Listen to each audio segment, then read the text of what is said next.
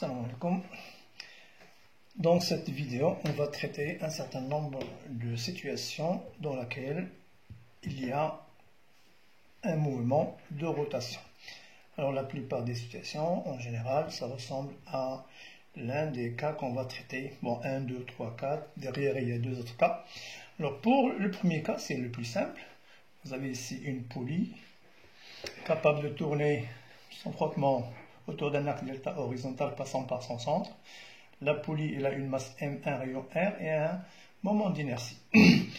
On enroule autour de la poulie un fil souvent de masse négligeable inextensible. Ok, alors on accroche un corps S de masse M. Alors si vous lâchez le système, eh bien le corps S descend, la poulie tourne. Eh bien directement, on va choisir ce sens de rotation comme étant sens positif et on va orienter notre axe dans le sens du mouvement. Bon, avant de commencer, il faut tout de suite préciser le lien entre les grandeurs linéaires et les grandeurs angulaires. Lorsque S descend d'une distance x, la poulie tourne d'un angle θ. Alors ils sont liés par le rayon. Donc on a x est égal r θ. Voilà, x égale r θ. Si vous dérivez d de x sur dt, eh bien c'est égal r d de θ sur dt. Alors bien sûr, d de x sur dt, c'est v, la vitesse linéaire. Donc la vitesse linéaire, elle est liée à la vitesse angulaire par la relation rθ point. Si vous dérivez encore une fois, la dérivée seconde, donc d de x sur dt carré, ça serait égal r, la dérivée seconde, de θ par rapport au temps, deux fois. Bien, ça veut dire que d de x sur dt carré, c'est l'accélération. L'accélération linéaire est égale r fois l'accélération angulaire.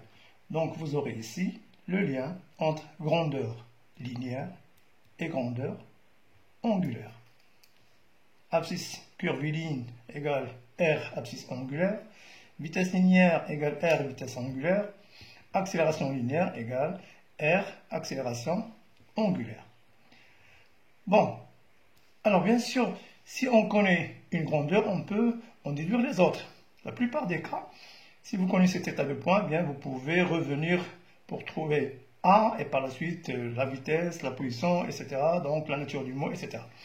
Pour trouver l'expression de θ de point, on doit appliquer à tour de rôle la deuxième loi de Newton sur S, parce qu'il est en mouvement de translation, et la relation fondamentale dynamique sur la poulie qui est en rotation. Alors les deux formules sont deuxième loi de Newton, donc deuxième loi de Newton sur S, vous appliquez sigma des forces extérieures est égal à m fois le vecteur accélération du centre de gravité. Et la relation fondamentale de dynamique sur la poulie, bien, ça serait sigma des moments des forces extérieures par rapport à delta est égal j delta θ de point. Alors, on ne va pas le faire, on va le faire pour le cas le plus compliqué. Bien sûr, si on sait faire pour le cas le plus compliqué, ça serait simple pour eux. Mais ici, je vais vous montrer une technique très simple. Ce n'est pas une démonstration, mais c'est juste prévoir le résultat qu'on va trouver pour θ de point. Alors, θ de point, le résultat qu'on devait trouver, on peut le trouver à l'avance de la manière suivante. On va dire que θ de point, qui c'est qui fait déplacer le système? Le corps S ou la poulie? La réponse, c'est le corps S. Par quoi il fait déplacer tout ceci? C'est par son poids, ou plutôt par le moment du poids.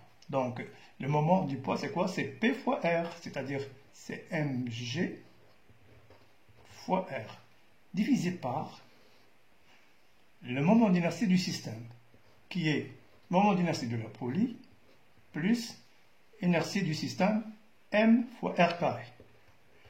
Donc, si on développe ces deux lois, eh bien on va trouver ceci comme formule de l'accélération angulaire. De la même façon, ici, Si on applique, eh bien, on va trouver θ à 2 points, c'est égal. Ce qui se déplace, c'est le poids.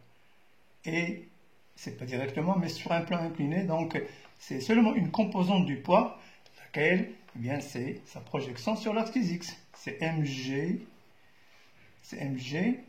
r sinus alpha, divisé par l'inertie du système, qui est J delta plus mr au carré. Situation numéro 3, vous avez ici deux corps, une poulie. La ficelle ou le fil de masse négligeable et inextensible qui passe à travers la gorge de la poulie, eh bien, d'un côté c'est fixé un corps S2 de masse M2, de l'autre côté un corps S1 de masse M1. Alors bien sûr, le plus lourd, c'est lui qui va imposer le sens du mouvement. Supposons que M1 est plus grand que M2. Donc la poulie va tourner dans ce sens qu'on va choisir comme étant sens positif. Et veillez à ce que les deux axes soient orientés de telle sorte que on n'a pas deux axes de sens contraire, c'est-à-dire dans le même sens du mouvement. Alors bien sûr ici, si S1 descend de X, eh bien S2 monte Y. Est-ce qu'ils sont égaux? Oui, bien sûr. X égale Y. Si vous dérivez, la vitesse de S1, c'est V1. C'est égal V2. Ça, c'est Rθ. Et ça, c'est Rθ de point.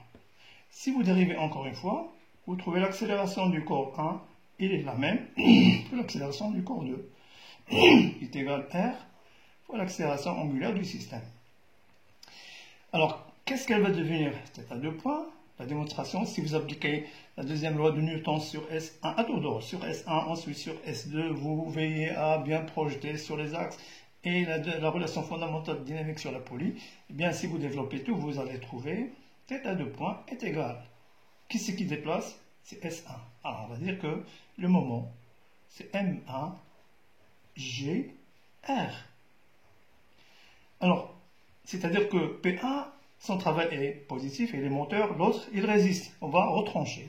C'est moins M2 GR sur moment d'inertie de la poulie, plus inertie due au corps 1, M1 R carré, plus inertie due au corps 2, M2 R carré. Ici, la même chose, c'est-à-dire les mêmes formules, mais l'accélération angulaire qu'on va trouver, ça serait, supposons que S1 qui déplace le système, eh bien ça serait la masse M1 GR moins, celui qui s'oppose au mouvement, c'est M2 G, mais du moment qu'il repose sur un plan incliné, il faut introduire le sinus de l'angle alpha, donc R sinus alpha, divisé par J delta, plus M1 R carré, plus M2 R au carré. Passons à deux autres situations les plus complexes, les plus compliquées. Là où il y a une poulie à double gorge, gorge de rayon R1 et gorge de rayon R2. On enroule un fil autour de la gorge R2, auquel on accroche son extrémité un corps de masse M2, et sur l'extrémité de l'autre fil, on accroche un corps de S1 de masse M1, qui est enroulé sur la gorge de rayon R2. On va supposer que c'est S1 qui donne le mouvement, donc on va le prendre comme sens positif et on veut à ce que les axes sont orientés de telle sorte qu'ils ont le même sens. Alors là, si S1 descend de X, S2 monte de Y, mais ils ne sont pas égaux parce que les rayons ne sont pas les mêmes. Bien, quelle est la relation qu'il faut placer au départ? On va dire que X, c'est égal R1 θ. Y, c'est égal R2 θ, parce que c'est enroulé sur le rayon R2. Première dérivation, ça donne V1 est égal R1 θ point Pour l'autre, V2 égale R2, θ point. Bien, ça veut dire que les deux corps n'ont pas à chaque instant la même vitesse. Et automatiquement, ils n'auront pas la même accélération.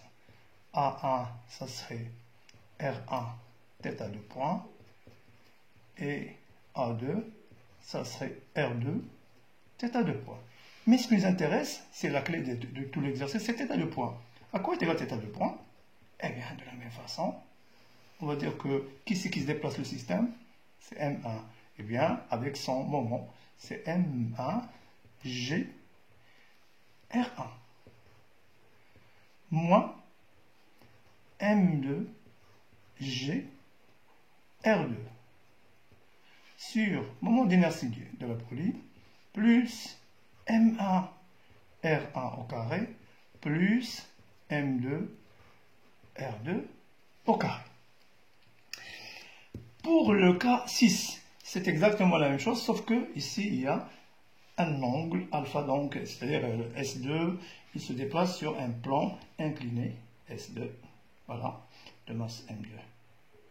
Donc les formules sont les mêmes, mais θ2 point, il faut veiller à ce qu'on ajoute l'angle θ. Donc M1, S1, M1, c'est lui qui déplace. Donc ça serait le moment M1G R1 moins M2G R2 sinus alpha sur J delta plus M1 R1 au carré plus M2 R2 au carré.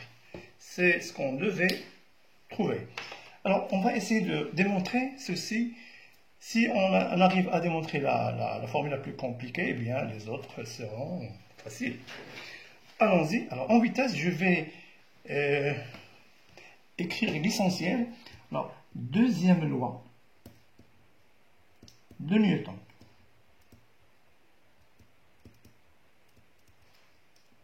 Je vais l'appliquer à tour de rôle. S1. Pour S1. Pour S1, on va écrire que la somme des forces, P1 plus T1 est égal M1 A1. Je projette sur X. Projection sur X. Ça va me donner M1G moins T1 est égal M1 A1. Je tire T1.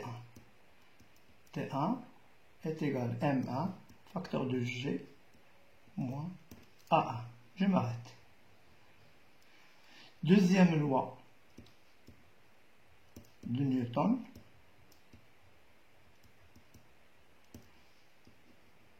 Pour S2. Eh bien, ça serait P2 plus T2 plus R2 est égal M2 A2.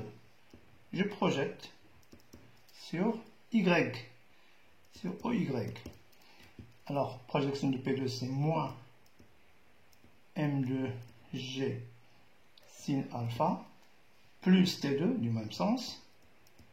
R étant perpendiculaire, il n'y a pas de frottement, sa projection est nulle, est égal M2 A2. Je tire T2. T2, c'est égal M2 facteur de A2 plus G sinus alpha. Maintenant, relation fondamentale de dynamique sur la poulie. Sur la poulie à double gauche. Hein? Ce n'est pas de poulie, mais une poulie à double gauche. Alors, qu'est-ce qu'elle dit cette relation? Sigma des moments des forces extérieures par rapport à l'axe de rotation est égal à J delta, θ2 point. Bon, les forces, j'ai 4 forces. Le moment du poids plus le moment de R plus le moment des tensions T'1 plus le moment de T'2 est égal à J delta θ2 point. Les forces P et R, leur ligne d'action couple axe, donc moment nul. nul. T'1, il a tendance à faire tourner dans le sens positif, son moment est positif, donc ça serait T'1 fois le rayon de la gorge, donc R1. Moins, l'autre, il a tendance à faire tourner dans le sens contraire, donc c'est moins T'2 fois R2. C'est égal J delta, θ de poids. Stop. Alors je vais dire ici que les fils sont de masse négligeable et inextensible, donc les tensions sont égales pour chaque fil. Donc on a, sans écrire la phrase, et il ne reste plus de place, donc T1 est égal à T'1 et T2 est égal à T'2. Alors on va insérer T'1 ici et de la même façon. Donc ça va me donner T1, c'est ça, fois R1, c'est-à-dire M1 facteur de G moins A1 que multiplie R1. Moins, le moins T2, T'2 qui est M2 facteur de A2 plus G sin alpha facteur de R2 est égal J delta θ de poids. Je développe. M1 GR1 moins M1 A1 R1 moins M2 A2 R2 moins M2 GR2 M2 GR2 sin alpha est égal J delta θ de poids. Alors ensuite, je vais utiliser les formules qu'on a posées au départ, c'est-à-dire l'accélération A1. Alors, ça serait M1 GR1 moins M2 GR2 sinus alpha moins là, j'ouvre une parenthèse, M2 A1 c'est R1 θ 2 points, c'est-à-dire ça serait R1 au carré θ 2 points. Je vais factoriser par θ 2 points. Moins M1 R1 au carré, il y a un θ 2 points en facteur. C'est égal J delta θ 2 points. Je regroupe les termes en θ 2 points. Et je factorise par θ 2 points. θ 2 points facteur. J delta plus, alors si je fais passer, c'est moins, ça devient plus. M1 R1 au carré plus M2 R2 au carré, c'est égal M1 GR1 moins M2 GR2 sinus alpha. Et je tire en fin de compte θ 2 points, c'est égal, trait de fraction, M1 GR1 moins M2 GR2 sinus alpha divisé par J delta plus M1 R1 carré plus M2 R2 au carré. C'est ce qu'on a posé par la technique de prévision. Voilà, merci.